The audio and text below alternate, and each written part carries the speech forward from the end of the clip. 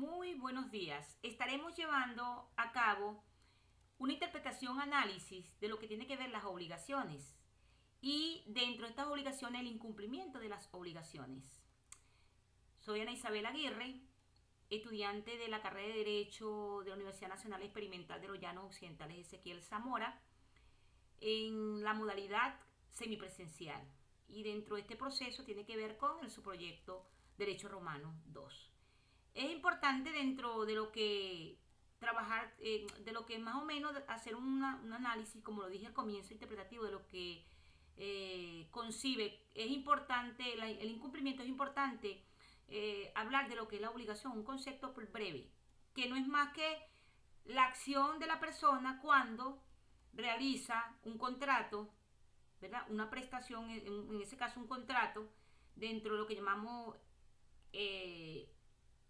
o prestación hacia otra persona y no la cumple. Entonces esto de alguna manera nos lleva a lo que es decir que no tuvo al tanto la obligación y pasa a ser un incumplimiento de la obligación. Este cumplimiento de la obligación evita como lesión del derecho de crédito, derecho a crédito, y que es motivada a lo que anteriormente dije, que no hay la realización, ¿verdad? En ese caso, de un pago y luego entonces ocurre la realización de lo que de alguna manera es bastante doloroso, pero si no se cumple simplemente viene el incumplimiento y ese incumplimiento viene siendo por retraso, de alguna manera de no llevar a efecto lo que la persona se comprometió. Dentro de esto existen tres tipos. El tipo de obligaciones como son los definitivos, que son los propios o absolutos, y dentro de esos propios absolutos podemos ver que siempre dentro de ese proceso hay una imposibilidad a lo que es la prácticamente cuando nosotros llamamos de sobrevenida, también tenemos entonces en ese proceso un retraso en cuanto al cumplimiento, ¿verdad? No se cumplió a pagar, entonces hay una frustración que nos lleva entonces a que exista un fin de un negocio y que pueda de alguna manera ocurrir los hechos para que entonces venga todo ese proceso dentro del acreedor hacia el deudor. Y luego está dentro de eso también esos parámetros del cumplimiento defectuoso, que el cumplimiento defectuoso tiene que ver con el incumplimiento, el impropio y el incumplimiento prácticamente relativo. Y dentro de eso hay que acotar que la obligación, que una vez está asumida o está dentro de ese proceso, no se cumple, pero que va a depender de distintas formas como ocurrieron las cosas. No depende de una sola cosa, si fue impropio o fue prácticamente incumplido impropiamente o es relativo. Básicamente, y eso para eso se discute dentro del proceso. Y luego viene lo que es la mora dentro del deudor. Es importante que esta mora viene siendo prácticamente una de las fases dentro de esta obligación que no se le da cumplimiento y recurre a que exista entonces la fase de ese incumplimiento sea de una manera ordenativa, pues. Que hay que buscarle el derecho a las cosas y que se pueda entonces solucionar los problemas que se presenten entre el deudor y el acreedor. Es importante también señalar que dentro de este incumplimiento existe lo que llamamos nosotros causas imputables del deudor y causas prácticamente no imputables del deudor. En esta causa de imputable del deudor está lo que es el dolo y lo que es la culpa o negligencia realizada. Y en lo que es la imputable, la no imputable tiene que ver con casos fortuitos y causas, en ese caso, caso de fuerza mayor. Es importante señalar entonces en todos esos procesos que relativamente pueden estar dadas. Entonces, nos vamos a lo que tiene que ver dentro de la situación al incumplimiento de la obligación por causa del deudor, o el dolo o culpa. Entonces, ¿qué ocurre cuando esta caso pasa lo que llamamos el dolo? Entonces ocurre que la actuación es consciente de alguna manera y que esta actuación consciente del deudor porque se resiste a no cumplir con lo que se prometió o con lo que se contrató. Se presume también que, o sea, hay presunciones y que no, ¿verdad? De no probarlo, el acreedor, de alguna manera puede tener su falla, pero es una situación de que ha de probarlo por el acreedor para que pueda ocurrir esa, esa prácticamente no obligación, porque eso es lo que pasa con el ser humano. Entonces, dentro de esto está la culpa o negligencia, que esa culpa.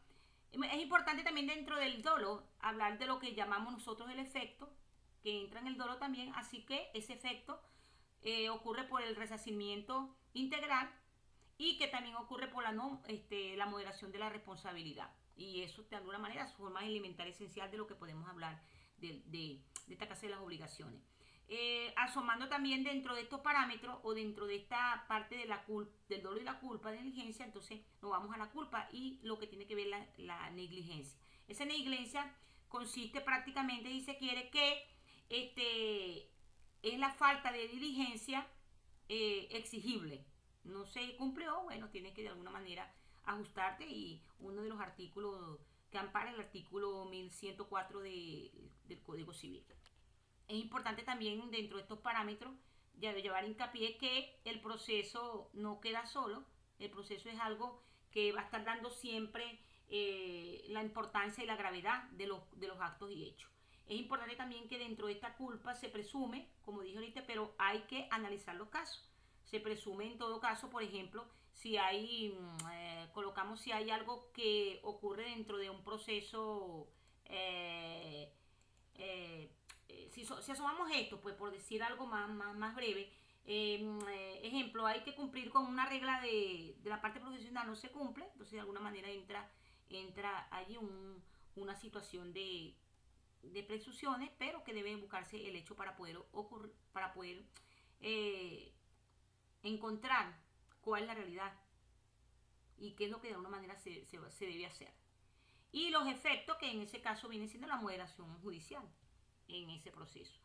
Para todas estas también es necesario asomar que el dolo y la culpa de negligencia son una base fundamental y de aspecto negativo que entra dentro de este proceso de que siempre de alguna manera el abogado debe buscar todos esos hechos causales para poder entonces encontrarle la medida que realmente necesita. Eso es sumamente necesario. A todas estas es importante también que los parámetros de esas obligaciones vayan conjuntamente para poder entonces llevar lo que llamamos también el caso fortuito y la clase de fuerza mayor. El caso fortuito, ¿verdad? Son sinónimos, de alguna manera están consistentes dentro de que es no estar claro a veces de las situaciones que ocurren en los hechos y es lo que ocurre, qué es lo que pasa para hacer el estudio de qué es lo que en realidad ha venido a razón.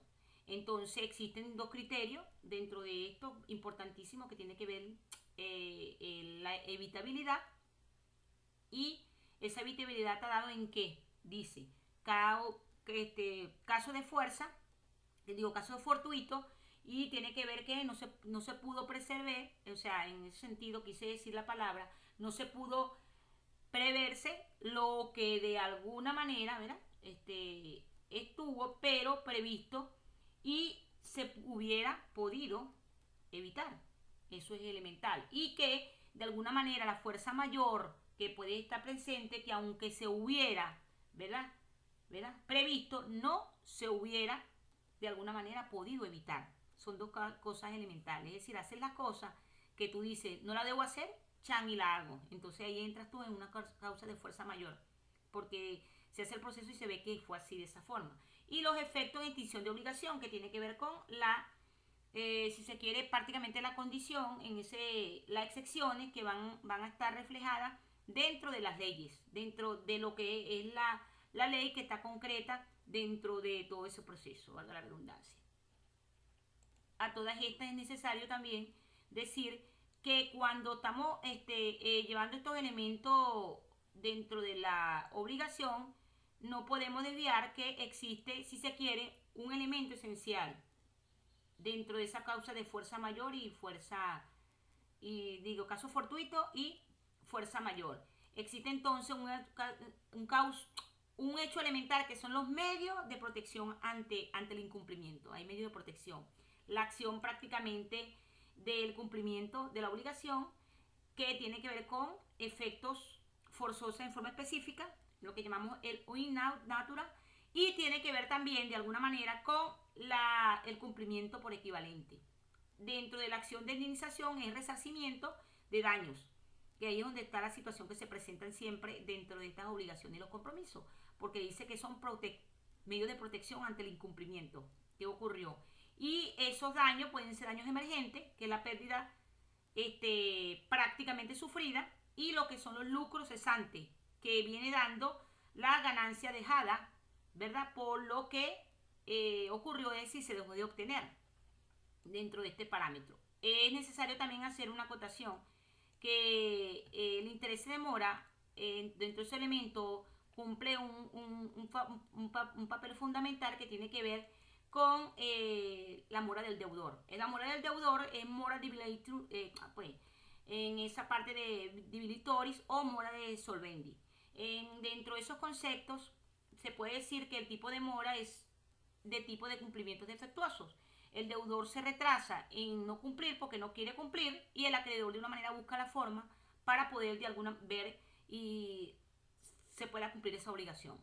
Dentro de este proceso quiere decir que entonces que la obligación puede ser positiva de dar o hacer una deuda exigible bastante, si se quiere decir, importante, lo que llaman retraso imputable del deudor en el deudor, y entonces culpa o dolo que entra allí, y lo que es el requerimiento, que de alguna manera es la interpelación que se va a presentar, o intimación del acreedor al deudor. Eso es bastante necesario, o sea que de alguna manera se va a presentar el hecho y existe que el deudor de alguna manera tiene que verificar, o sea, tiene que dialogar con el acreedor para ver cómo se busca la solución. A todas estas es importante los efectos, y esos efectos son, si se quiere, llevado a cumplir a lo ocurrido dentro del hecho. Mira, es necesario dentro de este proceso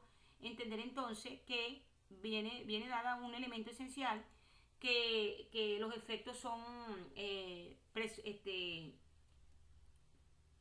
lo que llaman dentro de la situación presentada, perpetuoquio obligación, el deudor debe responder de alguna manera, y de la imposibilidad y sobrevenida que puedan ocurrir dentro de los hechos dados. Y con los casos de efecto, que son prácticamente de alguna manera basados aquí dice algo importante, en que el deudor cumple y produce otra causa de extinción eso es elemental dentro de ese proceso de la obligación, al igual que el acreedor incurre de alguna manera en la mora, y de alguna manera se niega injustificadamente, puede ser también el proceso, y la reciprocidad que hay dentro de esos procesos, es decir, paga o qué ocurrió allí, porque muchas veces ocurre que la persona ha pagado, entonces de repente el acreedor cree que no, y hay que buscar los procesos, porque de alguna manera a veces buscan cómo pueden ellos de manera salir ganando. Entonces debe haber esa mutua conversación para poder evitar todos estos casos. Entonces, en tal sentido, es importante decir entonces que las obligaciones dentro de esta fase de incumplimiento son los definitivos, de alguna manera son defectuosos y de alguna manera son intereses de demora. Es necesario entonces decir que el dolo, la culpa, la negligencia y sus casos fortuitos, y que la acción del cumplimiento, ¿verdad?, son medios también como la acción de iniciación del resarcimiento. Eso es un resumen breve de lo que todo de alguna manera pude expresar. Gracias por escucharme, ese proceso de conocimiento que estamos de alguna manera haciendo para ir enfocándonos y asumiendo la gran responsabilidad que tiene el abogado de estar ducho en materia para poder ejercer una función adecuada. Estaremos pendientes para las próximas, entonces, en los próximos videos, en nuestro conocimiento. Muchísimas gracias por la atención prestada.